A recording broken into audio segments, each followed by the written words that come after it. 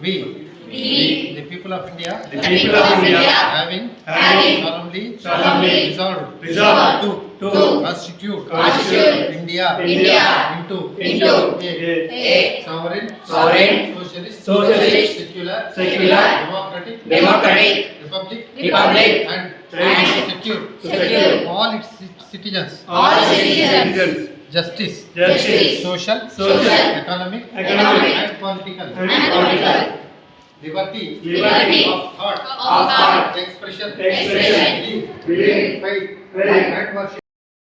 47లో constitution committee, రాజ్యాంగ నిర్మాణ కమిటీ రాజేంద్ర ప్రసాద్, డాక్టర్ బిఆర్ అంబేద్కర్ వారి నాయకత్వంలో ఒక డ్రాఫ్ట్ కమిటీ అనేది ఒకటి ఏర్పాటు చేయడం జరిగింది.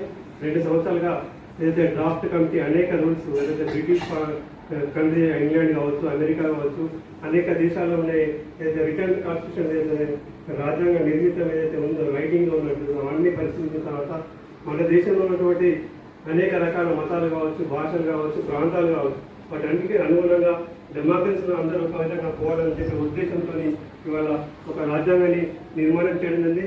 అదే ఒక డ్రాఫ్ట్ని ఏదైతే నవంబర్ 26, 1949లో మనకు ఏదైతే డ్రాఫ్ట్ రెజల్యూషన్ అనేది ఆమోదించబడింది. అదేవిధంగా ఆ యొక్క డ్రాఫ్ట్ చేసి ఇవాళ 26 నవంబర్ ఆమోదించిన తర్వాత ఏదైతే మన గవర్నమెంట్ 1950లో ఏదైతే ఇండిపెండెన్స్ డే తర్వాత మనం 50లో మనం చేసుకుంటూ ఉన్నాము రిపబ్లిక్ డే.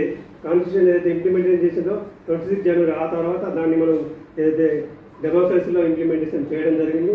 దాన్ని ప్రత్యేకంగా ఇవాళ కాన్స్టిట్యూషన్ డే అంటే 2015 భారత ప్రభుత్వం ఏదైతే ఉందో ముఖ్యంగా ఇవాళ కాన్స్టిట్యూషన్ డే అని చెప్పి దేశవ్యాప్తంగా కాన్స్టిట్యూషన్ గౌరవించి కాన్స్టిట్యూషన్ ఒక ముఖ్య ప్రాముఖ్యత తెలియజేసి దేశవ్యాప్తంగా ఒక దినోత్సవాన్ని కూడా నిర్వహించడం జరుగుతుంది. కాన్స్టిట్యూషన్ అంటే ఏంటి? సామాన్యంగా సిటిజన్స్ అందరూ ఉంటారు కాబట్టి వారందరూ ఎలా జీవనించాలా, ఎలా ఉండాలని చెప్పేసి దాని యొక్క కాన్స్టిట్యూషన్లో నిర్మాణం అనేది చేయాలా. ఒక విధంగా డెమోక్రసీలో అందరూ సమానంగా ఉండాలంటే అందరికీ రైట్స్ ఉండాలా, అందరికీ లాస్ ఉండాలా, అందరికీ డ్యూటీస్ ఉండాలనే ఉద్దేశంతోనే ఏదైతే కాన్స్టిట్యూషన్ అనేది ఏర్పాటు చేయడం జరిగింది. ముఖ్యంగా కాన్స్టిట్యూషన్లో మనం అనేక రకాల సిటిజన్స్కి ఒక రైట్స్ కానీ డ్యూటీస్ కానీ చెప్పడం జరిగింది. ఏదైతే రైట్ టు ఎడ్యుకేషన్ కావచ్చు, రైట్ టు ప్రాపర్టీ కావచ్చు, రైట్ టు రిలీజన్ కావచ్చు, ఇట్లా మత స్వేచ్ఛ కావచ్చు, రైట్ టు బిజినెస్ కావచ్చు, ఇట్లా రైట్ టు ఎడ్యుకేషన్ కావచ్చు, అనేక రకాల సేవా కార్యక్రమాలు ఎట్లా చేయాలా, ఈ దేశం కోసం రైట్ టు మన ఎడ్యుకేషన్ కూడా చేయాలి. ప్రతి ఒక్కరికి సమాన విద్య జరగాలి, ప్రతి ఒక్కరికి సమాన న్యాయం జరగాలనేది ఈ కాన్స్టిట్యూషన్లో చెప్పడం జరిగింది. కాన్స్టిట్యూషన్లో ఏదైతే సిటిజన్స్ ఉన్న పౌరులకు ఎట్లయితే హక్కులు ఉన్నాయో వారికి డ్యూటీస్ ఉన్నాయి. మనం అందరం కాన్స్టిట్యూషన్ ఉంది కాబట్టి డెమోక్రసీ ఎవరు ఇష్టం వస్తే వాళ్ళు మనం వెళ్ళడానికి వీల్లేదు.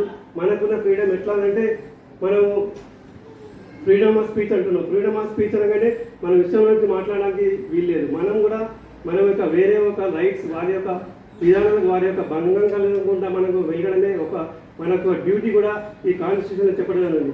మనం కూడా ఏదైతే ఇవాళ జీవన విధానం సాధించినప్పుడు ఒక లాస్ అనేది కూడా ఈ కాన్స్టిట్యూషన్ ఏర్పాటు చేయాలి. డెమోక్రసీలో మనం అందరం ఈక్వాలిటీ కాబట్టి డెమోక్రసీలో పార్లమెంట్ సిస్టమ్ ఉంటుంది. పార్లమెంట్లో మనమందరం ఎన్నుకున్న ఏదైతే సిస్టమ్ ఉందో ఎలక్షన్స్ ద్వారా వాళ్ళు మన యొక్క కాన్స్టిట్యూషన్ ప్రకారం ఏదైతే లా అనేది ఒకటి ఏర్పాటు చేసి గవర్నమెంట్ దాన్ని ఇంప్లిమెంటేషన్ చేసేందుకు కోసం ప్రయత్నం చేస్తూ ఉంది. కాన్స్టిట్యూషన్ ప్రకారం అదైతే గవర్నమెంట్ ఏదైతే లాస్ చేస్తుందో మరి అవి కూడా కరెక్ట్ ఉన్నాయా అని చెప్పేసి ఇవాళ దేశంలో జ్యుడిషియల్ వ్యవస్థ కూడా ఉంటుంది. సుప్రీంకోర్టు కావచ్చు, లేదా హైకోర్టు కావచ్చు.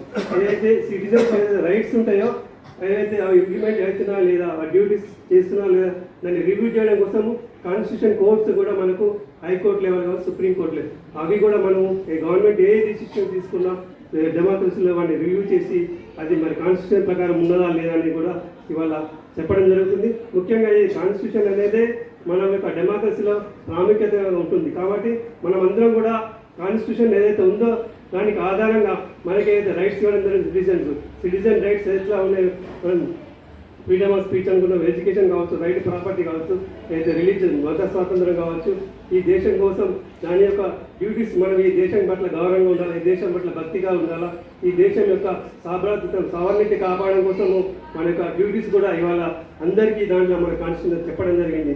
మనం ఈ స్టూడెంట్ లైఫ్ నుంచి మనం కూడా ఈ కాన్స్టిట్యూషన్ పట్ల మనం గౌరవంగా ఉండాలా.